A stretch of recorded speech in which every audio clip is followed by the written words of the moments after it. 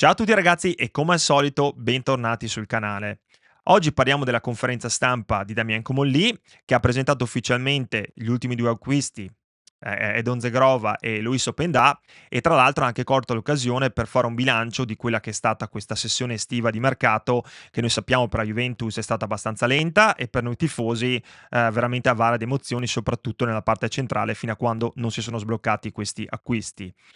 Come al solito però prima di iniziare vi invito ad iscrivervi al canale, vi ricordo che è completamente gratuito, lo dico soprattutto per quelli nuovi, e lasciare un mi piace ma soprattutto commentare. Le interazioni sono fondamentali, se non ci sono YouTube non spinge il canale, e vi ricordo che il goal, diciamo l'obiettivo finale di questo progetto che ho iniziato è proprio quello di creare una community per condividere un po' i pensieri sulla Juve. Allora, bando alle ciance, parliamo un po' di quello che è successo oggi e anche il messaggio di Damien Comolli per quanto riguarda il mercato estivo della Juventus. Il DG come al solito ha aperto con stile, è un qualcosa che ci ha abituato nelle sue prime uscite, ha salutato i giocatori che hanno lasciato la Juve in questa sessione e tra l'altro ha anche parlato delle difficoltà durante questa finestra estiva, difficoltà che sono chiaramente legate in gran parte al financial fair play, che in Italia ormai è diventata una parola che conosciamo meglio di tante altre, soprattutto se siamo dei tifosi, e lo sappiamo che è uno di questi vincoli che ad oggi tutte le società devono rispettare per rimanere in business, come si dice, e la Juventus con quell'obiettivo del pareggio di bilancio e con delle sanzioni che ha già avuto in passato, è chiaro che ad oggi deve fare un mercato molto ma molto oculato. Comunque il suo messaggio è stato secondo me chiarissimo, come in queste, ripeto, prime uscite ormai è chiaro che lui è veramente molto onesto in quello che dice. La rosa era già competitiva prima della finestra del mercato, questa finestra di mercato ha rinforzato la rosa che c'era già, e l'idea di fondo della società, allenatore e di Comolli era quella di mantenere la spina dorsale della squadra per garantire continuità, quella continuità che la Juventus è mancata sia per quanto riguarda la panchina, cioè gli allenatori con tanti cambi negli ultimi 5 anni, quasi uno all'anno, anzi uno all'anno se fai la media anche di più, e poi anche dal punto di vista della rosa che è stata spesso reimpastata e l'anno scorso addirittura rifatta quasi da zero per poi alla fine avere i risultati che tutti noi sappiamo. Se comunque facciamo un paragone rispetto al Napoli, la Juve ha fatto un mercato chiaramente molto diverso anche per il discorso proprio delle potenzialità, delle possibilità economiche di questo periodo, ha fatto acquisti un po' più mirati, ha comunque alzato la qualità perché Openda, Zegrova, comunque anche con Sessao a titolo definitivo alzano sicuramente la qualità, però non ha stravolto l'equilibrio proprio per andare a rispettare sia il financial fair play ma anche e soprattutto per mantenere un po' di continuità visto che Tudor c'era già e aveva iniziato insomma 5 mesi prima della fine della stagione scorsa. Comunque adesso passiamo ai due acquisti che sono Openda e Zegrova, due calciatori molto diversi. Comolli ha dato anche delle spiegazioni per quanto riguarda le tempistiche degli acquisti di questi calciatori. L'arrivo di Zegrova era chiaramente legato alla cessione di Nico Gonzalez all'Atletico Madrid, che è arrivata quasi sul finire, proprio sul gong finale, ed è quella che ha sbloccato poi il mercato in realtà della Juventus. Per Openda invece i contatti, dice Comolli, erano avviati già da tempo, anche se noi, ce lo diciamo onestamente, sappiamo che le priorità erano chiaramente quelle di andare a prendere Colomoni, poi non si è verificato e quindi si è virato su un altro piano. Sfumato lui, come dico, la Juve aveva il piano B, il piano C probabilmente di Enee, e per una volta ha dimostrato, secondo me, a differenza del passato recente, di avere le idee chiare e di essere comunque preparata, mollando la presa sul collo che stava diventando troppo oneroso e andando a prendere un calciatore che in realtà, come Openda, in questo momento è un po' sottovalutato in Italia e secondo me ci potrebbe dare anche delle belle diciamo sorprese. Qui tra l'altro Comolli fa anche un passaggio sulla diplomazia, smentendo le tensioni che ci sono state col PSG. È stata una mossa furba, soprattutto per non alimentare polemiche e per buttare un po' di acqua sul fuoco, e tra l'altro per mantenere rapporti con una società e un presidente del PSG che ha parecchio peso in Europa per quanto riguarda il calcio. Il messaggio comunque, come al solito, secondo me per quanto riguarda Comolli è sempre un po' quello che la Juventus è competitiva, secondo me non può neanche dire altro, ha una squadra giovane, l'ha ripetuto anche in questa conferenza, ha grandi prospettive, e però ha dato anche un ringraziamento speciale alla società per il supporto, la presenza, l'impegno durante questo mercato e secondo me ritorniamo un po' ai livelli del passato per quanto riguarda lo stile anche dei dirigenti della Juventus che, ripeto, mancava un po' di tempo, sottolineando quello come lì porta un po' di quella savoir-faire, come si dice in francese, che mancava un po' alla Juventus negli ultimi anni. Parliamo comunque di Zegrova, che è un giocatore chiaramente molto diverso da tanti altri. Secondo me, come dice Comolli, porta quella dose di imprevedibilità di cui la Juventus ha bisogno, che in realtà non mancava del tutto perché abbiamo con Selsao, che è anche lui un uomo in grado di saltare, anche lui un giocatore in grado di saltare l'uomo e di creare quella superiorità numerica che è poi importantissima soprattutto nel gioco di Tudor. Chiaramente per Zegrova il problema è la condizione, per Cigo Conceição il problema è la crescita, in cui molte volte fa ancora degli errori banali e scelte un po' discutibili, mancando quell'ultimo passaggio, preferendo ad andare da solo, però ahimè al momento Zegrova non è disponibile, è chiaro che ha un infortunio da smaltire, un infortunio importante che dura da dicembre dell'anno scorso, dopo quella brutta pubalgia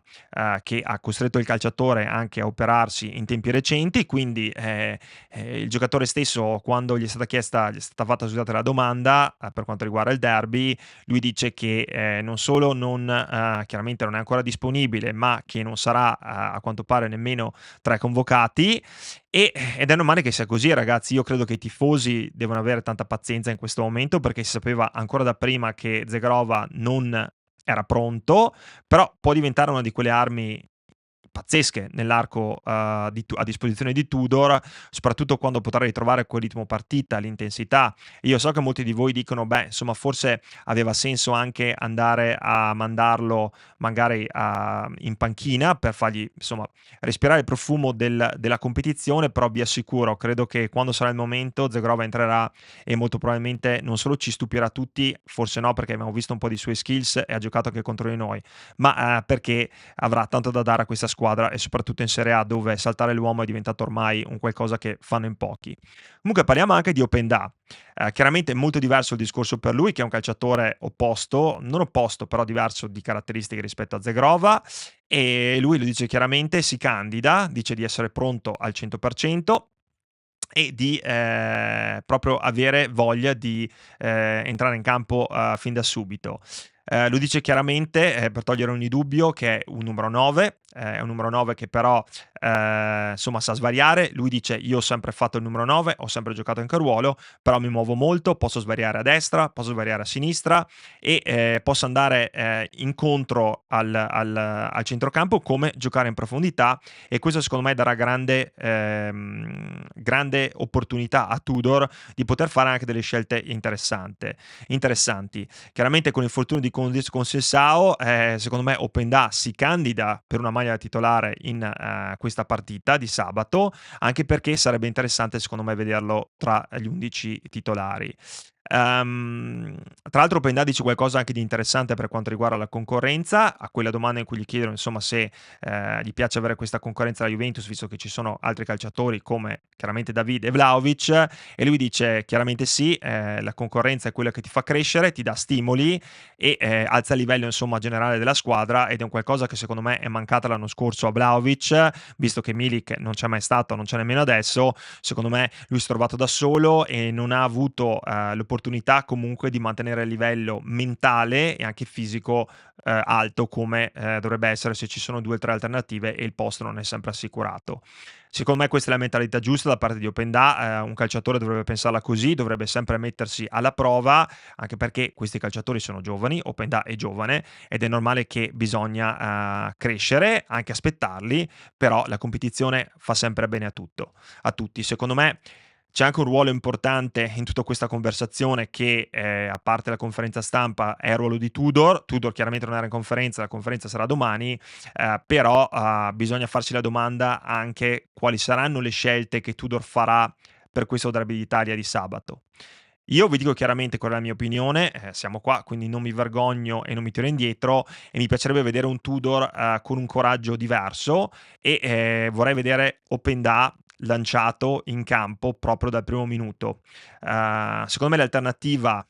che è quella di mettere Combiners al posto di Conceição, non è un'alternativa che in questo momento vedo valida, per una serie di motivazioni. La prima è che non penso, come abbiamo visto in passato, che quello in questo tipo di modulo, questo tipo di gioco, sia il ruolo di Combiners, ma soprattutto perché se andiamo a utilizzarlo lì al posto di Conceição, perdiamo un cambio in mediana dove in questo momento siamo abbastanza corti perché non c'è nemmeno Miretti, Azic chiaramente secondo me non sarebbe neanche dovuto rimanere, ma questo è un altro discorso, e quindi ci togliamo un po' delle opportunità lì in mezzo. Però credo che Tudor debba dimostrare in questa partita di essere pragmatico, però anche capace di osare e di prendersi un po' le sue responsabilità e di alzare un po' il rischio anche che si deve prendere. Gli allenatori della Juventus, lo sappiamo, preferiscono essere insomma molto più conservativi, soprattutto quando ci sono questo tipo di partite come il Derby d'Italia, che è uno scontro diretto, però questa secondo me potrebbe essere un'occasione per sorprendere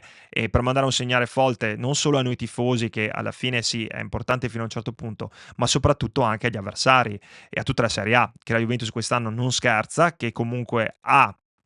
la voglia di prendersi responsabilità e prendersi anche dei rischi che sono comunque rischi mirati. Non stiamo dicendo di stravolgere chissà che, ma semplicemente di mettere un calciatore che dice di essere pronto e sappiamo che non viene dall'infortunio come Openda, e andare, secondo me, a attaccare l'Inter, che è una cosa importantissima. Come al solito, comunque, la conferenza di oggi, ragazzi, lo sapete, non è che come lì da fuochi d'artificio.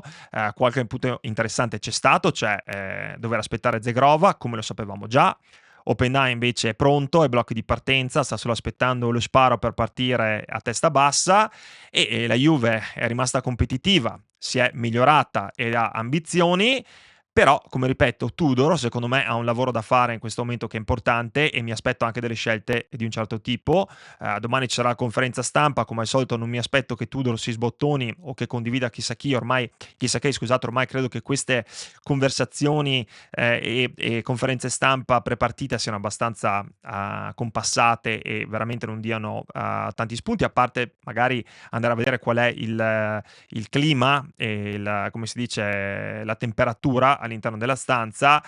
Però alla fine di questa conversazione qui voglio lasciare la palla a voi e farvi un paio di domande. La prima è: chi fareste giocare al posto di Conceição se il modulo rimane lo stesso? La seconda è se voi dareste subito fiducia a Openda o magari scegliereste un qualcosa di più conservativo, come schierare con Miners, anche perché ricordatevi che ci sono altre scelte da fare, come le scelte degli esterni, anche se credo che ormai sia sicuro che sulla destra giochi Kalulu. Questo sembra essere la direzione che ha preso Tudor, e credo che quella, come ha già chiarito, è la sua idea, che Kalulu possa fare l'esterno a tutta fascia. A me in questo momento non convince, però capisco. E poi sulla sinistra, perché c'è l'opzione João Mario, già giocata l'ultima partita, che però io non condivido e non credo sia una opzione valida, e lo ha anche dimostrato João Mario in quella partita. C'è l'opzione Kostic, che sarebbe quella più sensata, visto che Kostic l'abbiamo tenuto e quello è chiaramente il suo ruolo di competenza in mancanza di Cambiasso. E poi ci potrebbe essere l'opzione C, che però a mio parere piace un po' di più, che potrebbe essere quella di McKennie, come ripeto, giocare sulla sinistra. Non è chiaramente il suo ruolo a tutta fascia, però l'ha fatto, l'ha già fatto, è un calciatore che comunque, come si dice in inglese, è reliable, ci si può fidare di McKennie, soprattutto quando viene chiamato in causa. Non dimentichiamo che da quella parte lì ci sarà Denzel Dumfries, e che è comunque un cliente scomodo per la Juventus, tanto quanto Kostic ha dimostrato di essere comunque uno di quei calciatori che può far male all'Inter quando ha giocato queste partite. Comunque ragazzi, come al solito, lasciatemi la vostra opinione, lasciate un commento, cerchiamo di interagire e ci sentiamo domani per la conferenza stampa, ma come sempre mi raccomando, forza Juve, un bacio.